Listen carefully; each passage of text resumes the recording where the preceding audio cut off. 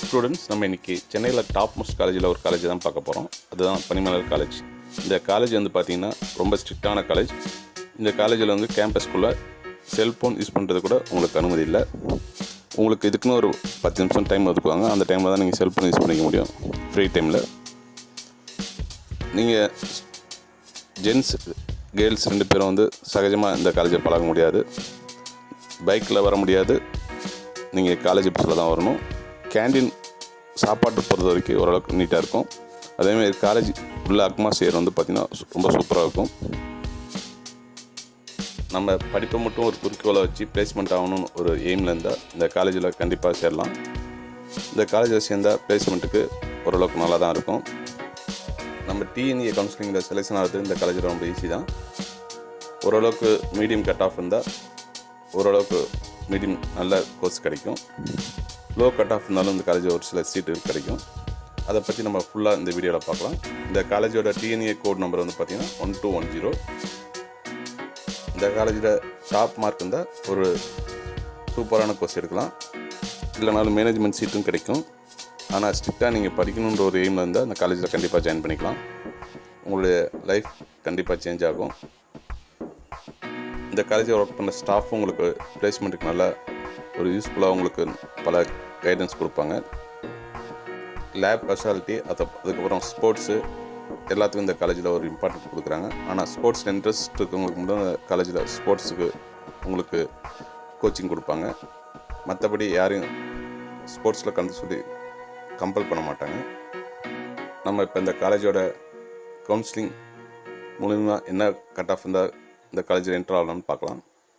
First நம்ம பார்க்க போகிறது artificial intelligence and data science. இதோட கவுன்சிலிங் கோடு வந்து பார்த்திங்கன்னா ஏடின்னு சொல்லுவாங்க. இதுக்கு வந்து ஓசிக்கு வந்து 169, பிசிக்கு வந்து 159.5, பிசிஎம்க்கு வந்து 152.5, எம்பிசிக்கு வந்து 155.5, எஸ்சிக்கு வந்து பார்த்திங்கன்னா 128.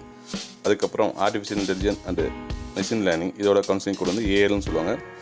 ஓசிக்கு வந்து 163.5, பிசிக்கு வந்து 155, பிசிஎம்க்கு வந்து 149.5, எம்பிசிக்கு வந்து 153.5, எஸ்சிக்கு வந்து 126. அதுக்கப்புறம் கம்ப்யூட்டர் சயின்ஸ் இன்ஜினியரிங் இதோட கவுன்சிலிங் வந்து சிஎஸ். இதுக்கு வந்து பார்த்திங்கன்னா ஓபிசிக்கு வந்து பார்த்திங்கன்னா 173, பிசிக்கு வந்து 163, பிசிஎம்க்கு வந்து 158.5, எம்பிசிக்கு வந்து 138. அப்புறம் வந்து பார்த்திங்கன்னா எஸ்சிக்கு வந்து 133.5. அதுக்கப்புறம் எஸ்டிக்கு வந்து 118. அதுக்கப்புறம் பார்த்திங்கன்னா computer science and business system இதோட கவுன்சிலிங் கோடு வந்து பார்த்திங்கன்னா சிபி.